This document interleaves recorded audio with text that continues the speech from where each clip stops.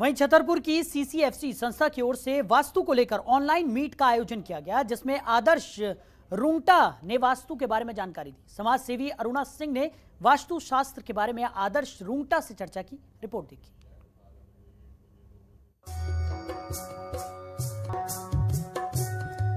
वास्तु शब्द से तो हर कोई परिचित है। वास्तु का शाब्दिक अर्थ निवास स्थान होता है।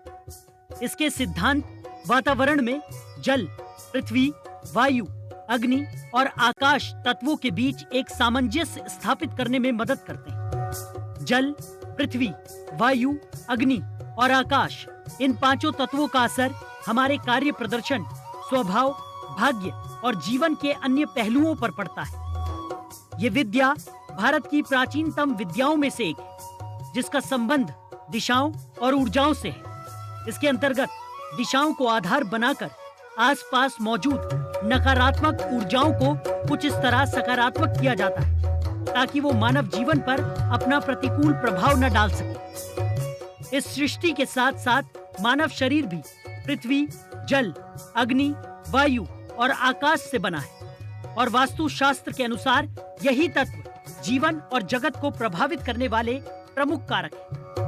भवन निर्माण में भूखंड और उसके आसपास के स्थानों का महत्व बहुत अहम होता है।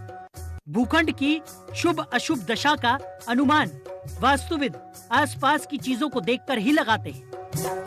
भूखंड की किस दिशा की ओर क्या है और उसका भूखंड पर कैसा प्रभाव पड़ेगा, इसकी जानकारी वास्तु शास्त्र के सिद्धांतों के अध्ययन विश्लेषण से ही मिल सकती है। मुगल कालीन भवनों, मिस्र के पिरामिड आदि के निर्माण कार्य में वास्तु शास्त्र का सहारा लिया गया है।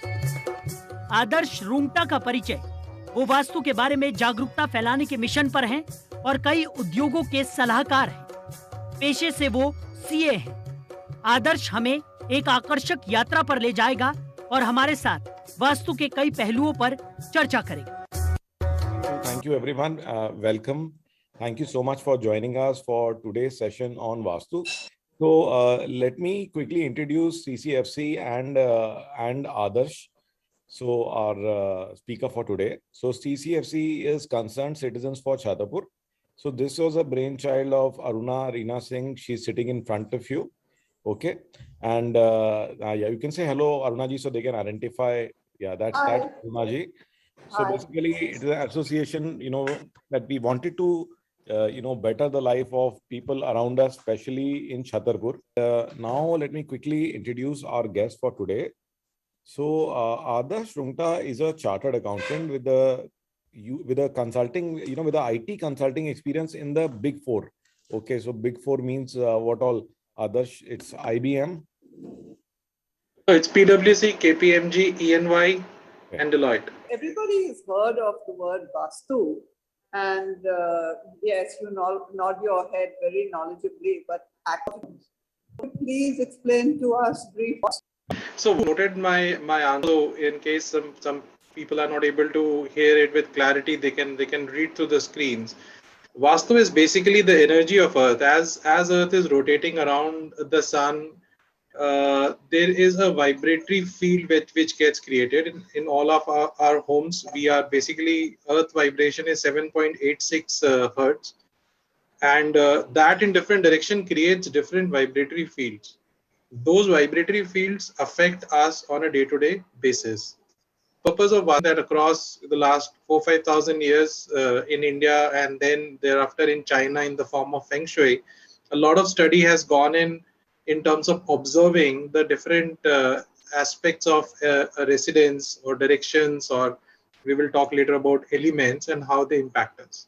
So this entire study and the way of improving our lives is what is called as Vastu.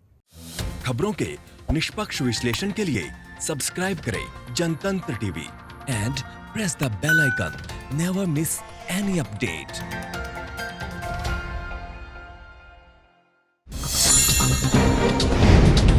Download कीजिए जनतंत्र टीवी ऐप को, जो कि अवेलेबल है गूगल प्ले और ऐप स्टोर पर। अधिक जानकारी के लिए अभी डाउनलोड करें।